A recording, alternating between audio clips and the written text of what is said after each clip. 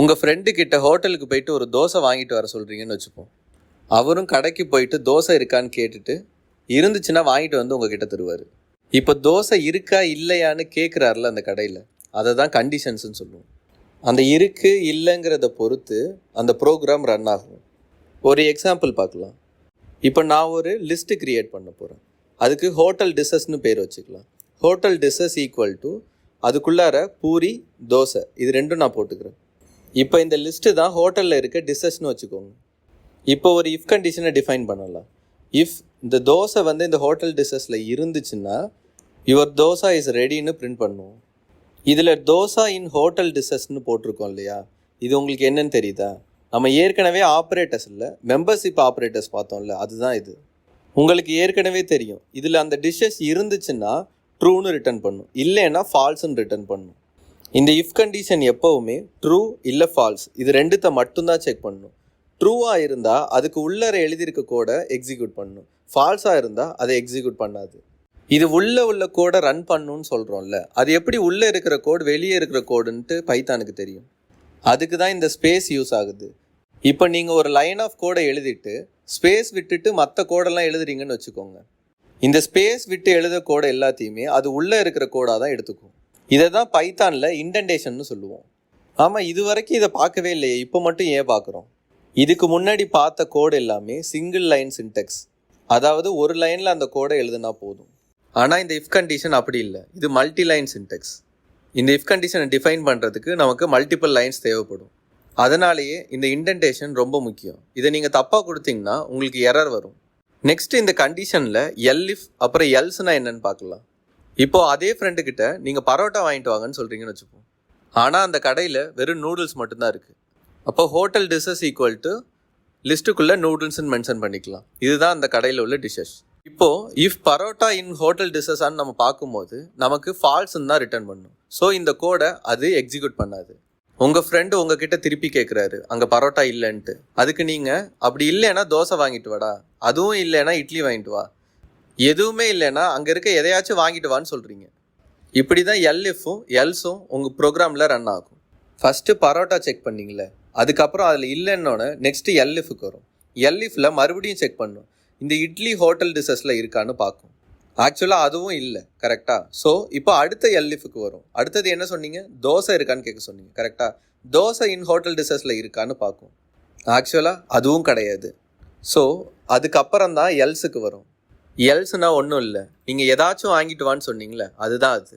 நீங்கள் எல்இஃபில் கொடுத்துருக்க கண்டிஷன்ஸ் எதுவுமே ஒர்க் ஆகலைன்னா இப்போ எல்ஸில் என்ன இருக்குது? யுவர் நூடுல்ஸ் இஸ் ரெடின்னு இருக்குது. இந்த ப்ரோக்ராம் ரன் ஆகிடும்.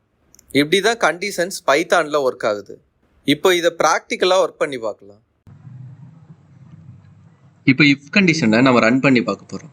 ஆனால் அதுக்கு முன்னாடி இஃப் கண்டிஷன் வந்து மல்டி லைன் ப்ரோக்ராம், கரெக்டாக? இதுக்கு முன்னாடி நம்ம எல்லாத்தையுமே இந்த பைத்தான் டெர்மினலில் தான் ரன் பண்ணிகிட்டு இருந்தோம், கரெக்டாக? ஆனால் இந்த மல்டி லைன் ப்ரோக்ராம்ங்கிறதுனால இதில் பண்ணுறது கொஞ்சம் சிரமமாக இருக்கும். அதுக்கு பதிலாக நம்ம இந்த ஐடியில் யூஸ் பண்ணலாம். ஆனால் நம்ம இப்போ இந்த ஐடிலையும் யூஸ் பண்ண போகிறதில்ல. நம்ம விஸ்வல் ஸ்டுடியோ கோட் எடிட்டரை நம்ம இன்ஸ்டால் பண்ண போகிறோம். இந்த விஸ்வல் ஸ்டுடியோ கோட் எடிட்டர் தான் மோஸ்ட்லி எல்லா ப்ரோக்ராமிங் லாங்குவேஜுக்கும் யூஸ் பண்ணுற ஒரு எடிட்டர். அதை இன்ஸ்டால் பண்ணுறதுக்கு நான் ஃபஸ்ட்டு ப்ரௌசரை ஓப்பன் பண்ணிக்கிறேன். நான் அதில் கூகுள் போயிட்டு நான் விஸ்வல் ஸ்டுடியோ கோட் எடிட்டர்னு போடுறேன். விஸ்வல் ஸ்டுடியோ கோடுன்னு போடுறேன். இதில் code.visualstudio.comன்ட்டு ஒரு லிங்க் வரும். ஸோ இந்த லிங்கை நான் இதை ஓப்பன் பண்ணிக்கிறேன். இதில் மேலே ஆப்ஷன்லேயே டவுன்லோட் ஃபார் விண்டோஸ்ன்னு வரும். ஸோ நான் இதை கிளிக் பண்ணி நான் டவுன்லோட் பண்ணிக்கிறேன். எனக்கு இங்கே டவுன்லோட் ஸ்டார்ட் ஆகிருக்கும். இப்போ இது டவுன்லோட் ஆகி முடிய போகுது. முடிஞ்சிருச்சு. இப்போ இது டவுன்லோட் ஆகி முடிஞ்சதும் நான் இந்த ஃபோல்டரை ஓப்பன் பண்ணிக்கிறேன். இந்த டவுன்லோட் ஃபோல்டரில் இந்த exe ஃபைலில் நான் டபுள் கிளிக் பண்ணி நான் ஓப்பன் பண்ணுறேன். ஸோ எனக்கு Microsoft Visual Studio Code setup கேட்கும். ஸோ இதில் நான் அக்செப்ட் த அக்ரிமெண்ட் கொடுத்துட்டு நெக்ஸ்ட்டு கொடுக்குறேன். ஸோ எந்த லொக்கேஷனில் சேவ் பண்ணணும்னு கேட்குது. நான் அதை அப்படியே டிஃபால்ட்டாக வச்சுட்டு நெக்ஸ்ட்டு கொடுக்குறேன். ஸோ என்ன நேமில் சேவ் பண்ணணும்னு கேட்குது. ஸோ அதுக்கும் நான் நெக்ஸ்ட்டு கொடுத்துறேன். ஸோ நீங்கள் வேறு எதுவும் நீங்கள் பெருசாக ஆட் பண்ண தேவையில்லை. நீங்கள் நெக்ஸ்ட் கொடுத்துட்டு இன்ஸ்டால் கொடுக்க வேண்டியது தான்.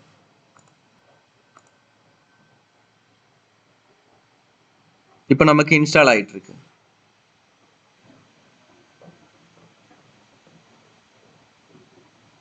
இப்போ நமக்கு இன்ஸ்டால் ஆகி முடிஞ்சிருச்சு. நான் இந்த விண்டோவை ஃபஸ்ட்டு நான் க்ளோஸ் பண்ணிக்கிறேன். இந்த ப்ரௌசரையும் நான் க்ளோஸ் பண்ணிக்கிறேன். இப்போ நமக்கு இது ஃபினிஷ் கொடுத்துட்டு இப்போ நமக்கு விஷுவல் ஸ்டுடியோ கோட் ஓப்பன் ஆயிடுச்சு.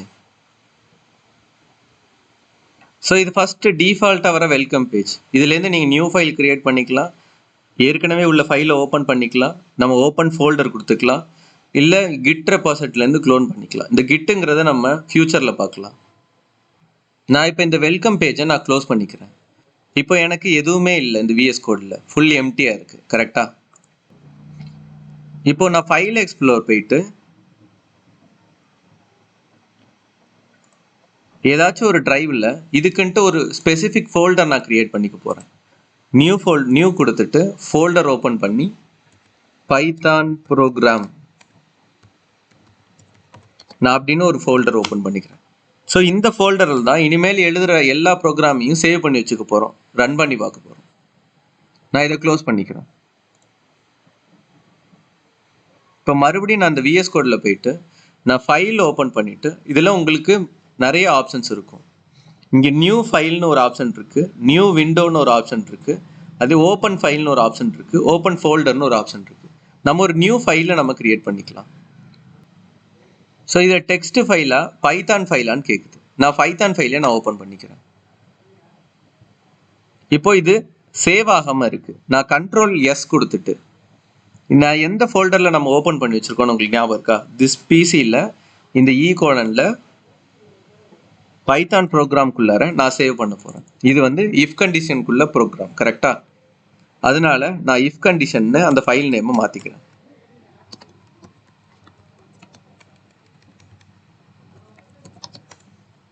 இது சேவ் பண்ணிக்கிறேன். ஸோ நம்ம பைத்தான் ஃபைலாக நம்ம ஓப்பன் பண்ணதுனால .pyங்கிறது ஆட்டோமேட்டிக்காக சேவ் ஆகிடுச்சு. இஃப் சப்போஸ் உங்களுக்கு டெக்ஸ்ட் ஃபைல் மட்டும் இருந்துச்சுன்னா நீங்கள் .pyன்னு சேர்த்து சேவ் பண்ணணும். ஸோ இந்த ஃபைலுக்குள்ளார தான் நம்ம ப்ரோக்ராமை ரன் பண்ண போகிறோம், இஃப் கண்டிஷன் உள்ள ப்ரோக்ராம் ரன் பண்ண போகிறோம். அதுக்கு முன்னாடி ஒரே ஒரு பிரிண்ட் மட்டும் போட்டு எப்படி ரன் பண்ணுறதுன்னு பார்க்கலாம். இப்போ பிரிண்ட் ஆஃப் ஹலோ வேர்ல்டுன்னு கொடுக்குறேன். இதை நான் ஜூம் பண்ணிக்கிறேன் உங்களுக்கு தெரியறதுக்காக. பிரிண்ட் ஆஃப் ஹலோ வேர்ல்டுன்னு கொடுத்துருக்கேன். இப்போ இதை நான் சேவ் பண்ணிட்டு நமக்கு பைத்தான் ஃபைலில் ரன் பண்ணுறதுக்கு இங்கே நமக்கு ஆப்ஷன் இருக்கும். அதை கொடுத்தோம்னா நமக்கு ரன் ஆகி நமக்கு ஹலோ வேர்ல்டுன்னு வரும். இதுக்கு முன்னாடி டெர்மினலில் நம்ம டேரெக்டாகவே ஹலோ வேர்ல்டுன்னு கொடுத்தா நமக்கு அதுக்கான ஆன்சர் வரும். கரெக்டாக? ஏன்னா அது ஒவ்வொரு லைனாக எக்ஸிக்யூட் பண்ணி அதுக்குள்ள ஆன்சரை அது அப்போவே பிரிண்ட் பண்ணிட்டோம். பட் ஆனால் இந்த மாதிரி ஃபைலில் அது அப்படி பண்ணாது. நம்ம பிரிண்ட்டுங்கிறது மூலயமா மட்டும்தான் நம்மளால ஒரு அவுட்புட்டை பிரிண்ட் பண்ண முடியும். ஸோ இந்த பிரிண்ட்டுங்கிறது இங்கே ரொம்ப இம்பார்ட்டன்ட். ஃபர்ஸ்ட் நம்ம இஃப் கண்டிஷனை மட்டும் செக் பண்ணி பார்க்கலாம். ஓகேவா? நான் அதுக்கு ரிமூவ் பண்ணிடுறேன் இதை. இப்போ முதல்ல ஒரு லிஸ்ட் டிஃபைன் பண்ணிக்கலாம். அது என்ன வேரியபிளில் சேவ் பண்ணணும்னு உங்களுக்கு ஞாபகம் இருக்கா? ஹோட்டல் டிஷஸ்ன்னு போட்டிருந்தோம். Hotel underscore dishes equal to இந்த லிஸ்ட்டில் இப்போ ஒன்லி அந்த ஹோட்டலில் பரோட்டா மட்டும்தான் இருக்குன்னு வச்சுக்கோங்க. ஸோ இதை நம்ம டிஃபைன் பண்ணியாச்சு. இந்த லிஸ்ட்டு தான் இப்போ அந்த ஹோட்டல்னு வச்சுக்கோங்க. இதுக்குள்ளார இப்போ பரோட்டா மட்டும் தான் அவைலபிள் டிஷஸில் இருக்குது. உங்களுக்கும் பரோட்டா தான் இப்போ வேணும்னு வச்சுக்கோங்களேன். இஃப் கண்டிஷனில் ஃபஸ்ட்டு நம்ம செக் பண்ணுறோம். நீங்கள் கேட்குறது என்ன? பரோட்டா. கரெக்டாக? பரோட்டா இன் இந்த ஹோட்டல் டிஷஸில் இருக்கான்னு பார்க்குறோம். கோலன் கொடுத்துக்கணும். இப்போ நீங்கள் என்டர் தட்டினீங்கன்னா ஆட்டோமேட்டிக்காக இந்த இண்டென்டேஷன் அதுவே எடுத்துக்கும். அது மட்டும் இல்லாமல் இந்த ஃபைல் சேவ் ஆகலைங்கிறத இந்த டாட் சிம்பிளை வச்சு நமக்கு அது சொல்லும். ஸோ இந்த டாட் சிம்பிள் இருந்துச்சுன்னா இந்த ஃபைல் இன்னும் சேவ் ஆகலைன்னு அர்த்தம். இது கண்ட்ரோல் எஸ் நீங்கள் கொடுத்து சேவ் பண்ணிக்கலாம். அப்படி இல்லைன்னா ஃபைலில் போயிட்டு சேவ் கொடுத்து நீங்கள் பண்ணிக்கலாம். இப்போ இந்த ஹோட்டல் டிஷ்ஷஸில் பரோட்டா இருந்துச்சுன்னா நான் பிரிண்ட் பண்ண போகிறேன். Print of your parotta is ready.